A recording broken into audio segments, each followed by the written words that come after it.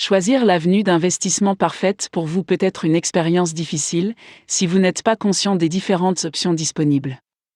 Selon la plupart des experts en investissement, l'immobilier et les actions sont les meilleures options lorsque vous cherchez un nouvel investissement.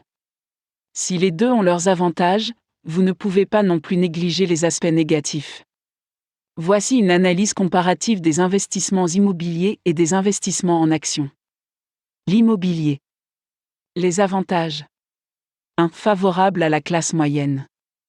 L'immobilier comprend les maisons, les appartements, les hôpitaux et d'autres choses tangibles que les groupes à revenus moyens et même à faible revenu connaissent bien. C'est un contraste frappant avec les actions, car la population générale connaît très peu ces dernières. C'est pourquoi elle se préfère investir dans l'immobilier plutôt que dans les actions. 2. Un investissement plus sûr.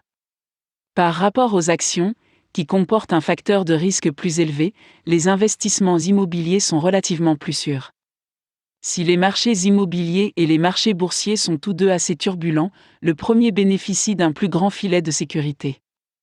La raison en est qu'avec les investissements immobiliers, peu de choses sont laissées au hasard. Les inconvénients.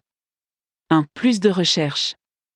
Les investissements en actions sont assez simples et ne nécessitent pas de recherches excessives de la part de l'investisseur. En revanche, les investissements immobiliers impliquent beaucoup de travail. Du choix du type de propriété à la finalisation du mode de paiement, il y a beaucoup de décisions difficiles à prendre. 2. Éligibilité au paiement d'impôts. Les investissements immobiliers donnent droit à des paiements d'impôts, ce qui n'est pas le cas des investissements en actions. Ainsi, à moins que vous ne louiez votre bien, vous serez perdant sur le plan fiscal. Actions. Les avantages. 1. Des bénéfices plus importants. La plupart des analystes du marché s'accordent à dire que les actions sont plus rentables que les investissements immobiliers. De plus, la détention d'une action pendant une longue période est l'un des plus grands créateurs de richesse qui place les actions devant l'immobilier en termes de capacité à générer des bénéfices.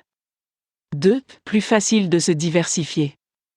Lorsque vous investissez dans le marché immobilier, vous ne pouvez choisir qu'un seul type de propriété à la fois.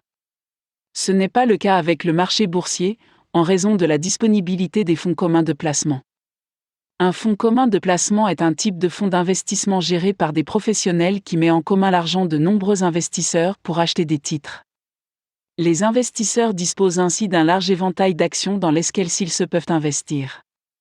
Les inconvénients. 1. Des tendances de prix en constante évolution. Le plus grand défi pour les investissements en actions est que la bourse est inconstante, car on ne peut pas dire quand les prix des actions vont monter ou descendre.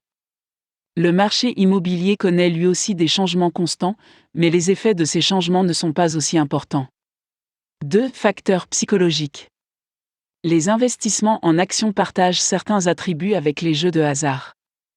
Comme les jeux de hasard, l'investissement en actions invite les investisseurs à investir davantage d'argent à chaque gain réalisé. Inévitablement, cela peut être psychologiquement malsain. Le choix du type d'investissement dépend d'un grand nombre de facteurs. Ainsi, avant d'investir votre argent, vous devez mesurer très soigneusement les avantages et les inconvénients de l'immobilier et des actions.